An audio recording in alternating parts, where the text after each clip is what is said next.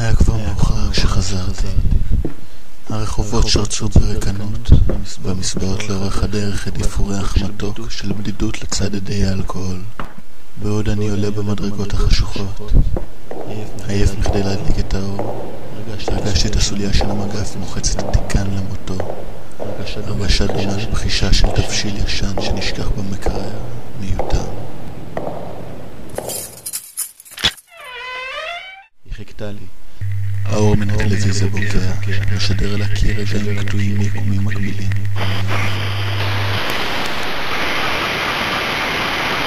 היא אומרת משהו סתמי בממחזר, משפט קבוע מארכיון הדל בראשה.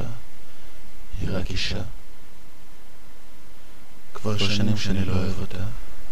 לפעמים אני שואל אם אי פעם. כשאנחנו שוכבים, זמן הפסקתי להיות שם. ויותר נכון, הפסיקה להיות שם בעיניי. בעיניי אני חובט בגוף בשר.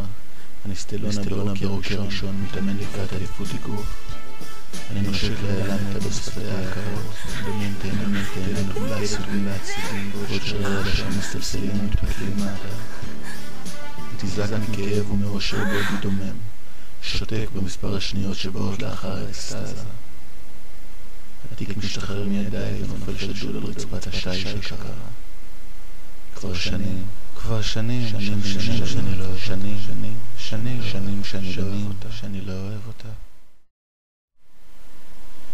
אז זללתי אותה. תחילה שיסעתי כמו בכלבה מסכין המטבח הגדולה של הסטייק.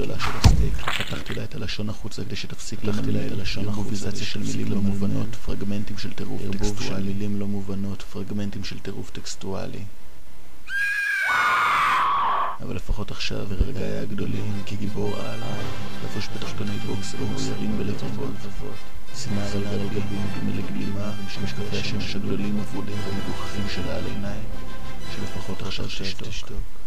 חיוך של אושר, סוף אושר מחליק לי על הפרצוף. אכלתי רק איברים פנימיים. את אורה נשקתי בלילות רבים מדי, עם פה מר משנאה. שערות צמחו על גופה כיערות. מזמן כבר לא הייתה מטפחת את עצמה. הזמן מזניח אותנו.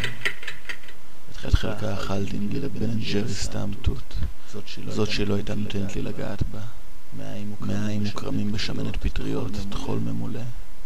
המצאות קולינריות בן רגע. ראשה ערוף ומחכה כקינוח כאילו ומביט עליי מבועת מהצד. את ליבה זרקתי לפח.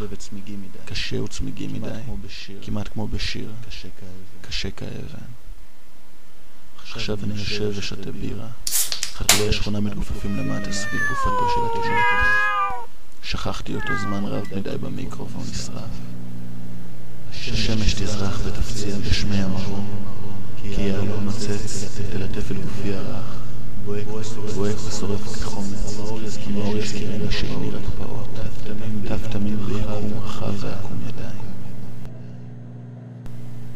כמה זמן לא היו בי הכוחות להתעורר ולצפות בזריחה, כמה זמן לא רציתי לדעת ששוב השמש זורחת.